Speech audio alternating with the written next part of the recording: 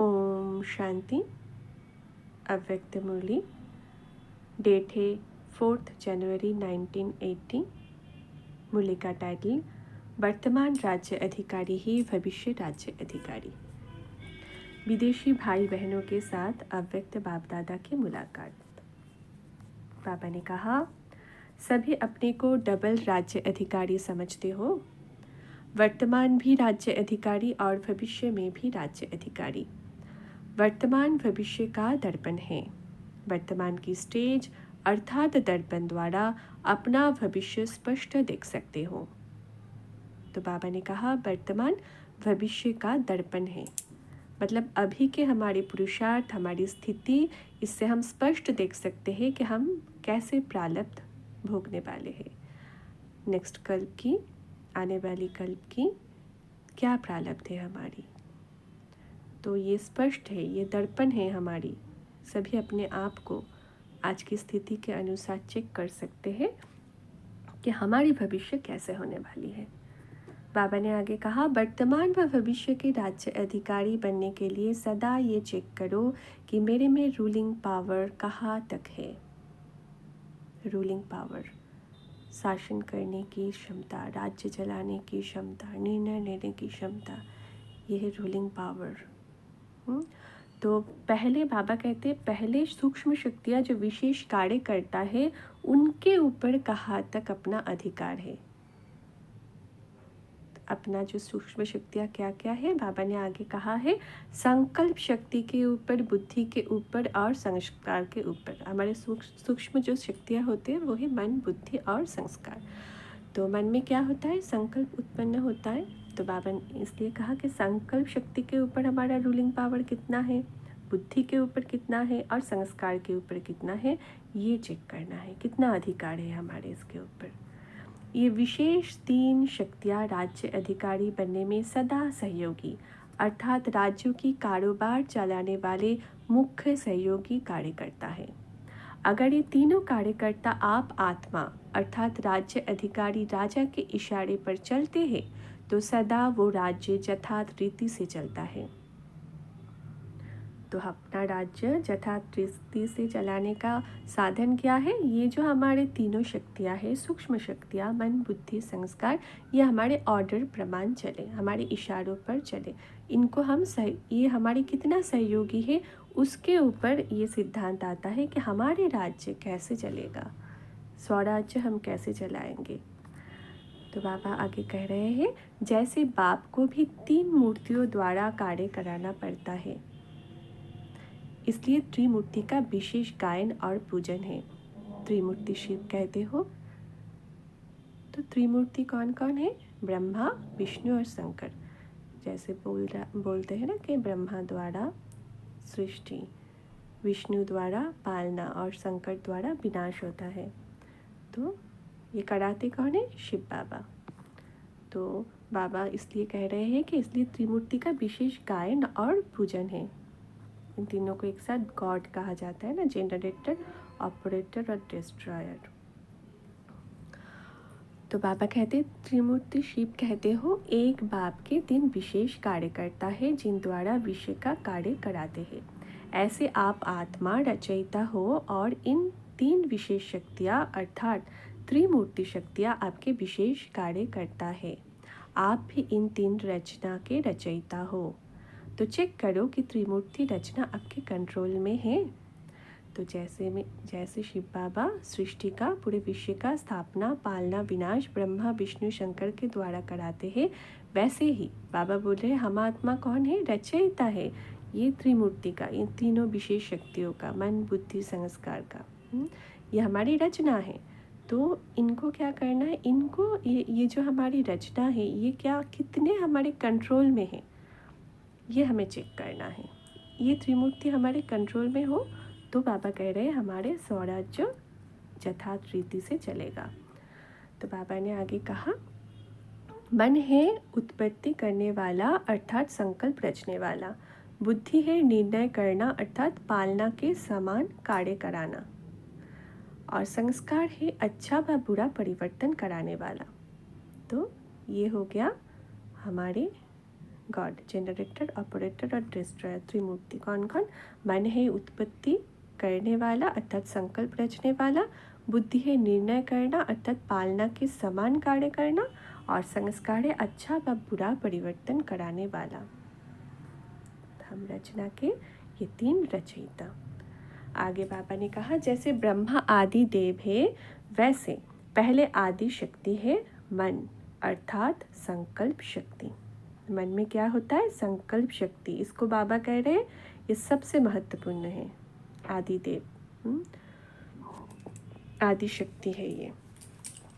आदि शक्ति यथार्थ है तो और भी कार्यकर्ता उनके साथी यथार्थ कार्य करने वाले हैं। पहले ये चेक करो, मुझ राजा का पहला आदि कार्यकर्ता सदा समीप के साथी के समान इशारे पर चलता है। मन क्या इशारों पर चलता है? ये चेक करने को बोल रहे हैं बाबा, क्योंकि माया दुश्मन भी पहले इसी आदि शक्ति को बागी अर्थात ट्रेटर बनाती है। सबसे पहला धोखा हमारे मन को मिलता है माया से, तो ये संकल्प शक्ति पर वार करता है। तो इसलिए बाबा कहते हैं मन जीते जगत जीत, है ना। तो बाबा कह रहे हैं कि माया दुश्मन भी पहले इसी आदि शक्ति को बागी अर्थात ट्रेटर बनाती है और राज्य अधिकार लेने की कोशिश करती है। इसलिए आदि शक्ति को सदा अपने अधिकार की शक्ति के आधार पर सहयोगी विशेष कार्यकर्ता करके चलाओ। मन को क्या बना लेना है? मनमीत, मित्र बना लेना है, सहयोगी बना लेना है। बाबा ने आगे कहा जैसे राजा स्वयं कोई कार्य नहीं करता, कराता है। करने वाला राज्य कार्यवाही अलग होते हैं।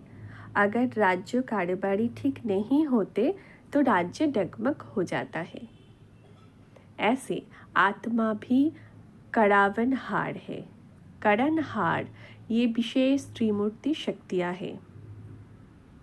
पहले उनके ऊपर रूलिंग पावर है तो ये साकार कर्मेंद्रियाँ उनके आधार पर सतो ही सही रास्ते पर चलेगी। कर्मेंद्रियों को चलाने वाली भी विशेष ये 3 शक्तियाँ हैं। अब रूलिंग पावर कहाँ तक आई है ये चेक करो। तो बाबा कह रहे हैं कि ये क्या है? हम आत्मा क्या है? कड़ावनहार है। हम रचयिता है, हमारी रचना है मन बुद्धि संस्कार। तो हम कौन हुए? कड़ावनहार। हम आत्माएं कड़ावनहार है। और करणहार क्या है? ये जो हमारे 100 राज्य है इसको चलाने वाली करणहार कौन है? वो है हमारी ये त्रिमूर्ति शक्तियाँ। त्रिमूर्ति कौन कौन? मन बुद्धि और संस्कार। तो पहले हमें क्या करना है? बाबा कह रहे पहले इन तीनों शक्तियों के ऊपर हमारी कंट्रोलिंग पावर, हमारी रूलिंग पावर होनी चाहिए। पहले इनके ऊपर रूलिंग पावर है, फिर क्या होगा? ये त्रिमूर्ति हमारे जो साकार कर्मेंद्रिय है, स्थूल कर्मेंद्रिय है, उसको उसी के आधार पर चला पाएगी। तब मन बुद्धि संस्कार क्या बन जाएगा? कड़ावनहार। और स्थूल कर्मेंद्रिय क्या बन जाएगा? करणहार।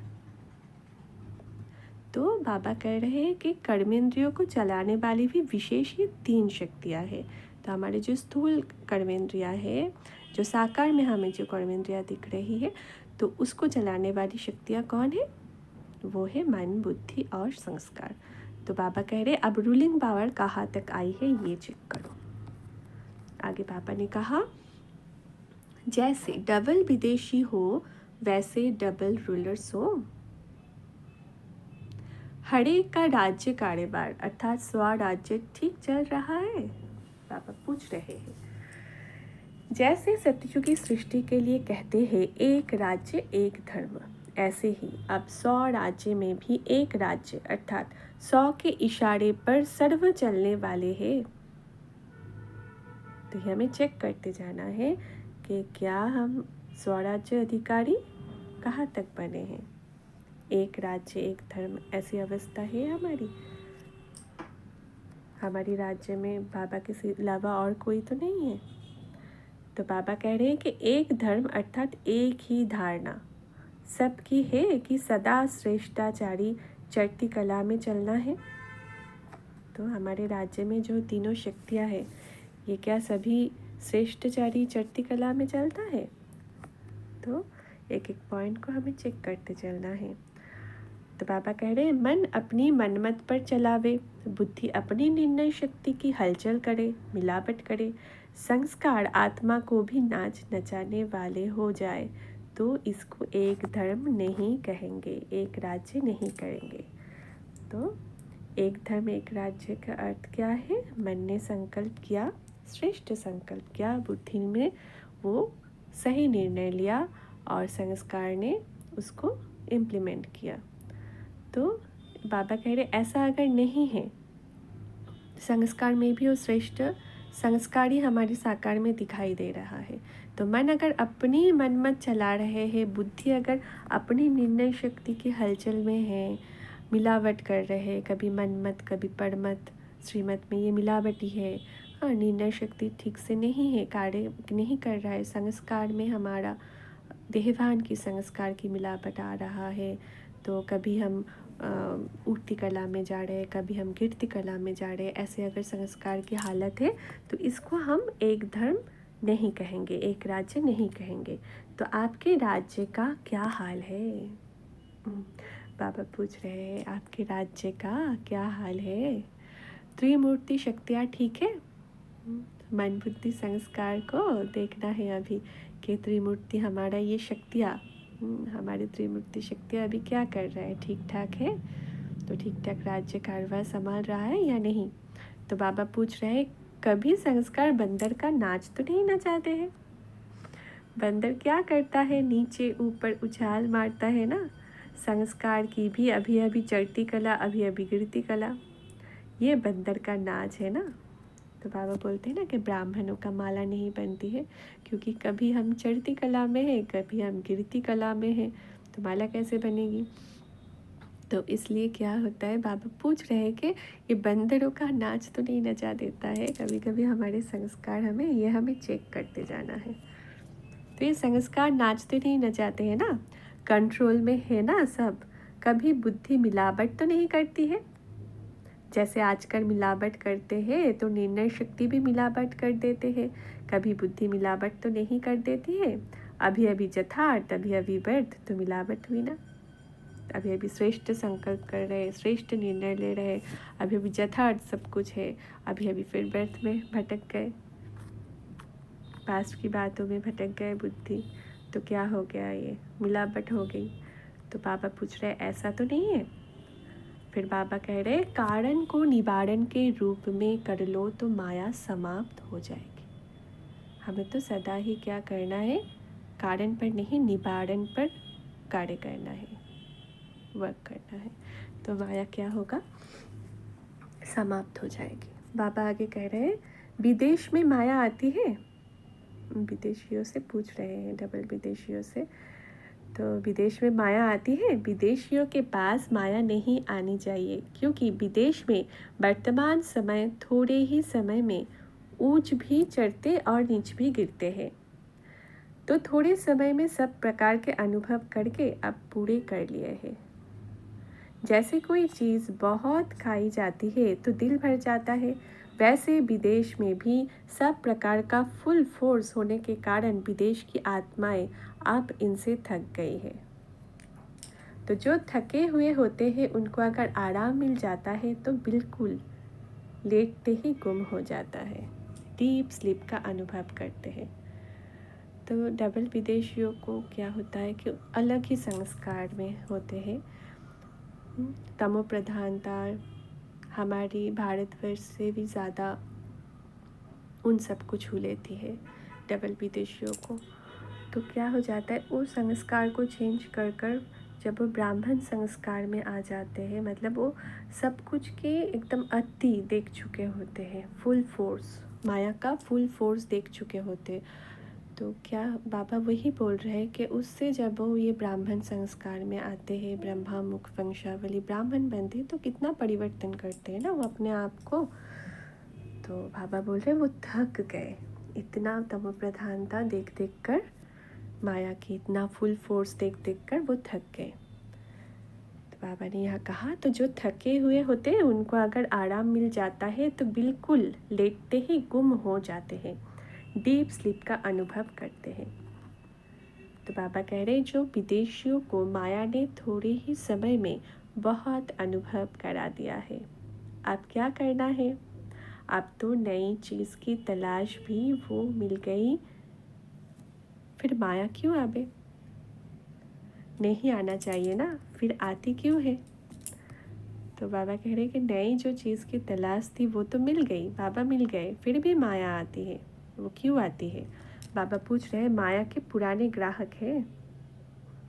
किसी ने कहा कि माया के पुराने ग्राहक हैं, सामने हैं बच्चे, तो बच्चे बोल रहे हैं, ब्रैकेट में जो होते हैं वो बच्चे उत्तर दे रहे होते हैं बाबा को। तो बाबा कह रहे हैं कि नहीं आनी चाहिए, फिर आती क्यों है? तो किसी ने कहा कि माया के पुराने ग्राहक है। तो बाबा ने कहा माया को भी अगर नए ग्राहक अच्छे मिल जाएंगे तो पुराने को आपे ही छोड़ देगी। तो माया को अभी पुराने ग्राहक ही अच्छे लग रहे हैं, नए ग्राहक मिले नहीं, इसलिए छोड़े नहीं। तो बाबा कह रहे हैं रूलिंग पावर वाले के पास माया आ नहीं सकती। तो अभी तक बाबा ने जो कहा कि रूलिंग पावर बहुत इम्पॉर्टेंट है हमारे स्वराज्य अधिकारी बनने में, तो उसी को बाबा बोल रहे हैं कि रूलिंग पावर अगर हमारे पास है तो माया उसके पास आ नहीं सकती। मतलब रूलिंग पावर के अभी तक कमी है। जिसके पास भी माया आ रही है उनको ये चेकिंग करना है कि रूलिंग पावर हमारे अंदर कहाँ तक भरी है। बाबा आगे बोल रहे हैं कि माया जहाँ देखती है कार्यकर्ता सब होशियार है, अटेंशन में है, तो वहाँ हिम्मत नहीं रख सकती।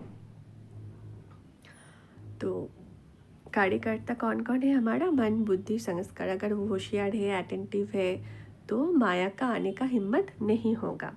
रूलिंग पावर कहाँ तक है उसकी चेकिंग करो, और अगर पावर नहीं है तो उसका कारण क्या है। कारण को निवारण के रूप में परिवर्तन करो। कारण खत्म हो जाना अर्थात माया खत्म हो गई। तो हमें अपने आप की चेकिंग करनी है आज कि हमारे अंदर रूलिंग पावर कितनी है, अगर नहीं है तो क्यों नहीं है, उसका कारण क्या है, और उसका निवारण भी करनी है।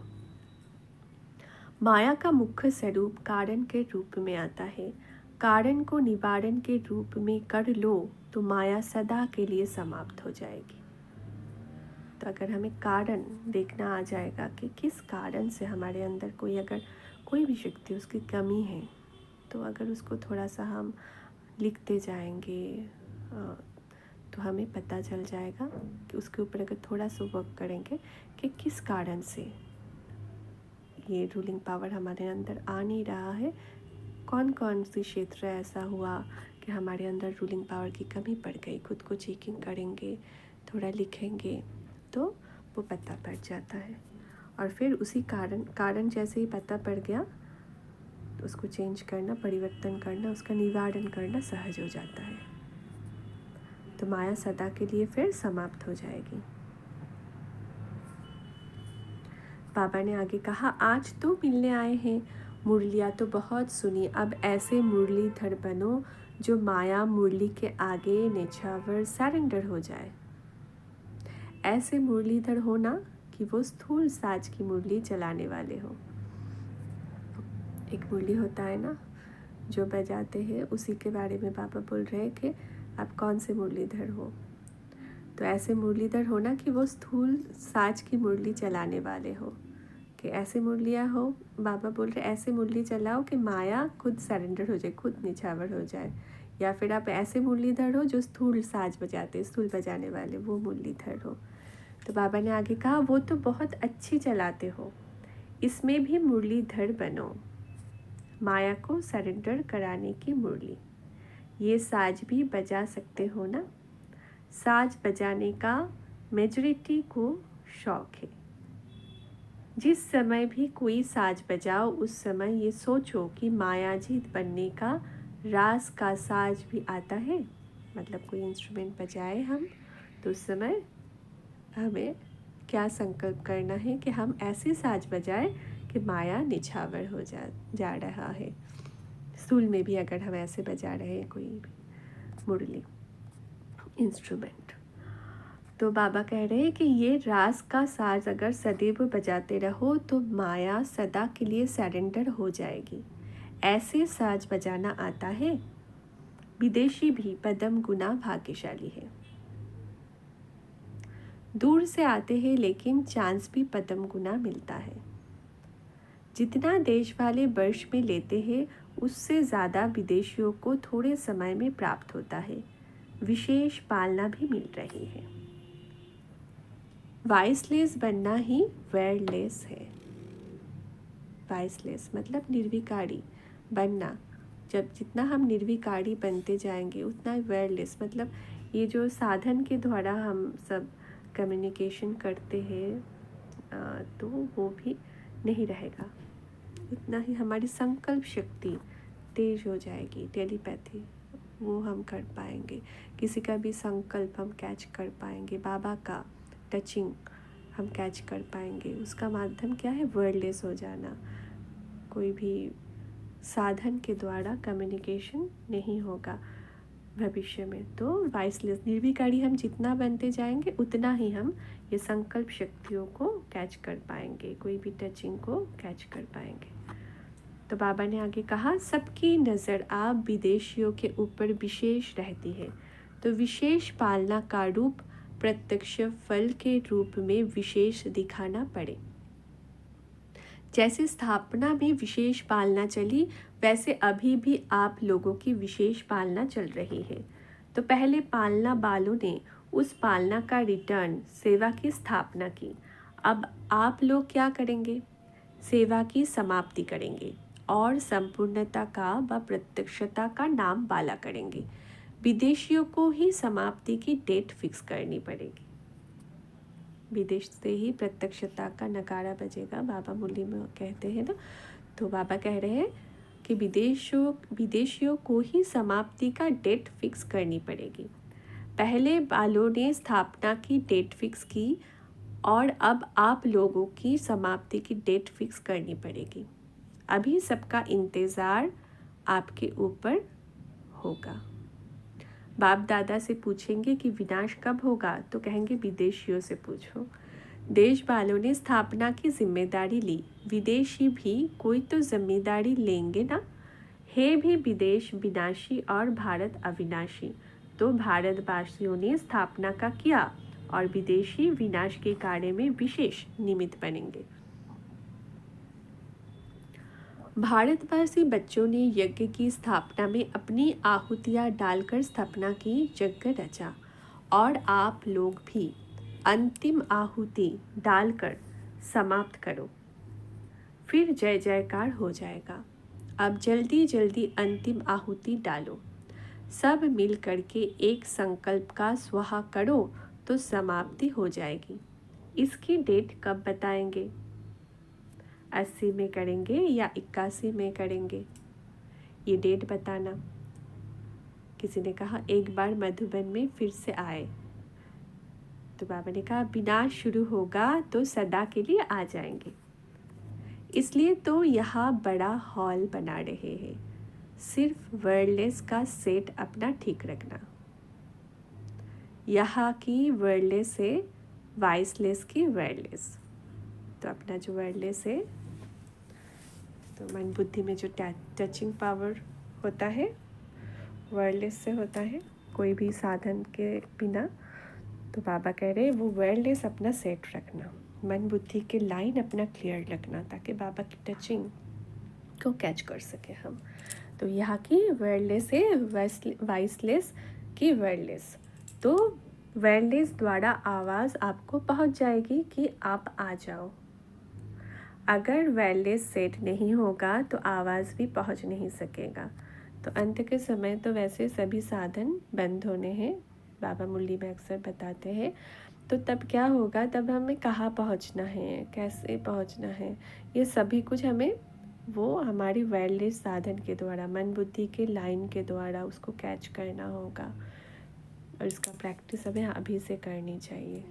संकल्प शक्तियों को पढ़ना, उसको समझना। तो बाबा कह रहे हैं कि डायरेक्शन नहीं मिल सकेगा, स्थूल साधन द्वारा आवाज़ नहीं आएगा, वॉइसलेस बुद्धि ही ये अंतिम डायरेक्शन कैच कर सकेगी। तो हमें सदा ही क्या करना है, पवित्रता को अपनाना है। पवित्रता ही हमें पूरी तरह से निर्विकारी बनाता है, हमारे मन बुद्धि की लाइन क्लियर लगता है। तो बाबा कह रहे इसलिए जल्दी जल्दी करेंगे तो जल्दी समय आ जाएगा। तो अंतिम समय का डायरेक्शन अगर हमें कैच करना है, उसको आगे समझना है, हमें निर्विकारी बनना है। ये पहला स्टेप है मन बुद्धि के लाइन क्लियर करने का। और तभी क्या होगा, हमें कुछ भी कोई भी बाबा का टचिंग सहजता से मिल पाएगी। बाबा कह रहे पहले तो पावरफुल माइक तैयार करो, जिस माइक द्वारा आवाज़ भारत में पहुँचे, और फिर जैसे उनका इलेक्शन होता है ना, बाबा ये उदाहरण दे रहे हैं। तो बाबा कह रहे पहले तो माइक तैयार करो, फिर एक अच्छे से उदाहरण दे रहे हैं कि जैसे उनका इलेक्शन होता है तो एक दिन पहले एडवर्टाइजमेंट साधन सब बंद कर देते हैं, पीछे वोटिंग होती है, तो पहले तो माइक द्वारा आवाज़ फैलाओ तो वो भी साइलेंस हो जाएगी, फिर रिजल्ट आउट होगी। तो अभी जैसे माइक द्वारा आवाज़ फैल रहा है ना बाबा का, किसी ना किसी साधन द्वारा या फिर बाचा सेवा द्वारा, तो ये आवाज़ सभी तक पहुंच रहा है।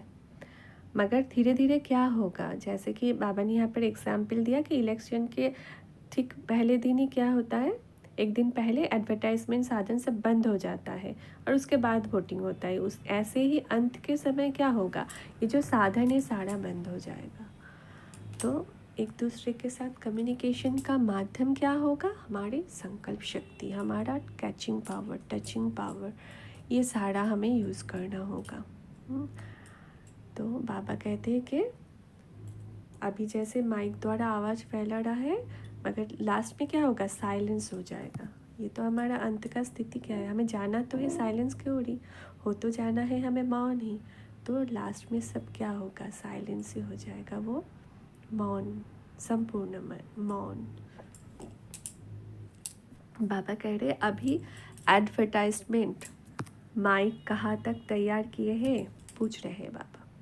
पहले आवाज़ फैलेगा, फिर ऐसी डेड साइलेंस होगी, जो ये आवाज़ फैलाने का पार्ट भी समाप्त हो जाएगा और फिर परिवर्तन होगा।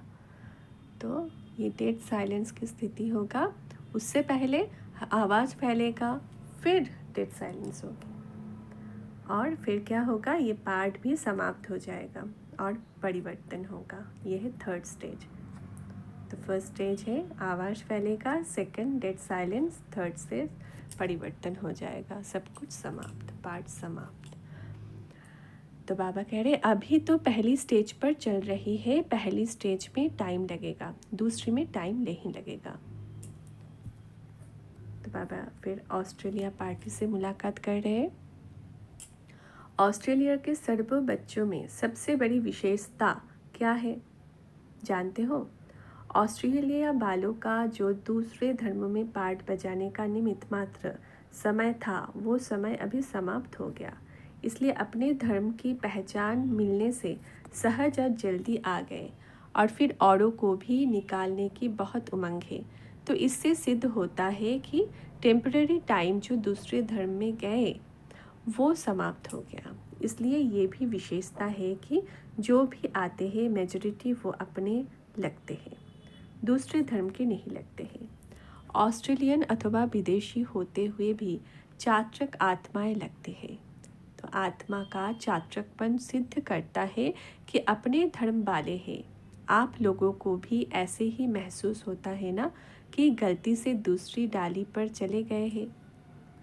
सेवा के लिए ये भी एक थोड़ा समय का पार्ट मिला हुआ है, नहीं तो विदेश की सेवा कैसे होती, वहाँ बालों को निमित्त बना के विदेश की सेवा कर रहे हो। जैसे कल्प पहले का गायन भी है कि पांडव गुप्त वेश में यहाँ वहाँ सेवा के लिए गए थे, तो आप भी रूप धर्म में परिवर्तन करके पांडव सेना सेवा के लिए गए हो, लेकिन हो पांडव सेना। अब तो धर्म, देश, गुण और कर्तव्य सब बदल गया ना। ऑस्ट्रेलिया निवासी के बजाय अपने को वहाँ रहते ही मधुबन निवासी समझकर रहते हो ना। जन्म का घर मधुबन है, हम सबका ही घर क्या है, मधुबन ही है ना। तो बाबा कह रहे हैं साकार घर मधुबन और निराकार घर परम धाम। ऑस्ट्रेलिया आपका दफ्तर है। तो हम सब भी जहाँ पर भी है अपने आप को क्या समझ सकते हैं, हम दफ्तर पर है, सेवा पर है। तो बाबा कह रहे हैं जैसे ऑफिस में कार्य के लिए जाते हैं ऐसे आप भी सेवा के लिए जा रहे हो। दफ्तर में जाते हैं तो घर तो नहीं भूलता है ना। तो घर की एड्रेस अगर आपसे कोई पूछे तो क्या देंगे, पांडव भवन। किसी ने कहा पांडव भवन। इसी स्थिति में रहने से सदा उपराम अवस्था में रहेंगे। दफ्तर की वस्तु में कभी लगाव नहीं होता क्योंकि समझते हैं कि ये सेवा के लिए चीज़ें हैं, हमारी नहीं। तो ऐसे ही उपराम रहते हो। कितने भी प्यारी चीज़ हो या आकर्षित करने वाली सेवा के साथी हो, लेकिन दफ्तर में काम करने वालों के लिए नियम होता है काम के लिए साथी बने फिर न्यारे। अगर गलती से आपस में प्यार हो जाता है तो अच्छा नहीं माना जाता। घर वालों से स्नेह होता है, दफ्तर वालों से काम चलाना होता है। तो ऐसे चलो, मतलब सभी हम एक दूसरे के सेवा साथी बने। बाबा आगे कह रहे हैं ऑस्ट्रेलिया वालों ने सेवा तो बढ़ाई है ना। अभी कितने स्थान हैं वहाँ, किसने कहा 5। हर एक को राज्य करने के लिए अपनी अपनी प्रजा तो ज़रूर बनानी ही है। तो किसी ने कहा कि विनाश में हम लोगों का क्या होगा, पूछा बाबा से। तो बाबा कह रहे हैं विनाश में ऑस्ट्रेलिया सारा एक ही टापू बन जाएगा। कुछ पानी में आ जाएगा, कुछ ऊपर रह जाएगा। आप लोग सेफ रहेंगे। विनाश के पहले ही आप लोगों को आवाज़ पहुँचेगा। अब तुम सभी सेफ स्थान पर पहुँच जाएंगे। जब तुम सभी सेफ स्थान पर पहुँच जाएंगे फिर विनाश होगा। कितने सुंदर बाबा ऐसे निश्चिंत कर देते हैं अपने बच्चों को। तो बाबा कह रहे हैं जैसे गायन है भट्टी में बिल्ली की पुंगड़े सेफ रहे। तो जो बच्चे बाप की याद में रहने वाले हैं वो विनाश में विनाश नहीं होंगे, लेकिन स्वेच्छा से शरीर छोड़ेंगे, ना कि विनाश के सर्कमस्टेंस के बीच में छोड़ेंगे। तो ये भी बाबा के महावाक्य है कि जो बच्चे बाबा की याद में रहेंगे वो विनाश के समय विनाश की जो सर्कमस्टेंस है उस हाहाकार में शरीर नहीं छोड़ेंगे, मगर बाबा क्या कहते हैं स्वेच्छा से, अपनी इच्छा से, बहुत सुंदरता से शरीर छोड़ेंगे। तो बाबा कहते हैं इसके लिए एक बुद्धि की लाइन क्लियर हो और दूसरा अशरीरी बनने का अभ्यास बहुत हो। तो बुद्धि की लाइन क्लियर हो तो टचिंग पावर हमें मिल जाएगा। अशरीरी है, हम अशरीरी बनने का अभ्यास हमारा बहुत है, बहुत समय का अगर हमारा प्रैक्टिस है तो हम बहुत आसानी से स्वेच्छा से शरीर को छोड़ सकते हैं। तो बाबा कहते हैं कोई भी बात हो तो आप अशरीरी हो जाओ। अपने आप शरीर छोड़ने का जब संकल्प होगा तो संकल्प किया और चले जाएंगे। इसके लिए बहुत समय से प्रैक्टिस चाहिए। तो अशरीरीपन का अभ्यास हम हर रोज़ करें। बाबा की याद में हम जितना रहे उतना हमारी मन बुद्धि का लाइन क्लियर होता जाएगा। तो बाबा कह रहे हैं जो बहुत समय के स्नेही और सहयोगी रहते हैं उनको अंत में मदद ज़रूर मिलती है। ऐसे अनुभव करेंगे जैसे स्थूल वस्त्र उतार रहे हैं, ऐसे ही शरीर छोड़ देंगे। सारा दिन में चलते चलते बीच बीच में अशरीरी बनने का अभ्यास जरूर करो। जैसे ट्रैफिक कंट्रोल का रिकॉर्ड बचता है तो वैसे वह कार्य में रहते भी बीच बीच में अपना प्रोग्राम आप ही सेट करो तो लिंक जुटा रहेगा। इससे अभ्यास होता जाएगा। तो अशरीरीपन का प्रैक्टिस हम सभी बहुत बड़ा है, बीच बीच में करते रहे। तो बाबा ने आगे कहा आप लोगों में ये भी एक विशेषता है कि जब चाहो नौकरी छोड़ सकते हो, जब चाहो कर सकते हो, निर्बंधन हो, सिर्फ मन और संस्कारों का बंधन ना हो। वैसे देह और देह के धर्मों से फ्री हो, आधे बंधनों से पहले ही फ्री हो। बाकी थोड़े बंधनों को याद और सेवा से ख़त्म कर दो। सभी हाई जंप लगाने वाले हो। तो बाबा कह रहे हैं देह और देह के धर्मों से हम फ्री हो ही गए, अष्टली बल्लों से कर रहे हैं, और जो बंधन है वो बाकी याद और सेवा से हमें ख़त्म करना है। तो ये थी आज की बाबा की प्यारी मुरली। इसका जो मेन पॉइंट्स जो बाबा ने आज बताया, आत्मा अर्थात राज्य अधिकारी राजा वर्तमान की स्टेज अर्थात दर्पण द्वारा अपना भविष्य स्पष्ट देख सकते हो। और विशेष 3 शक्तियों के बारे में बाबा ने बताया, मन, बुद्धि और संस्कार। तो बाबा ने कहा मन है उत्पत्ति करने वाला अर्थात संकल्प रचने वाला, बुद्धि है निर्णय करना और पालना के समान कार्य करना, और संस्कार का कार्य, संस्कार है अच्छा और बुरा परिवर्तन कराने वाला। अच्छा, ओम शांति।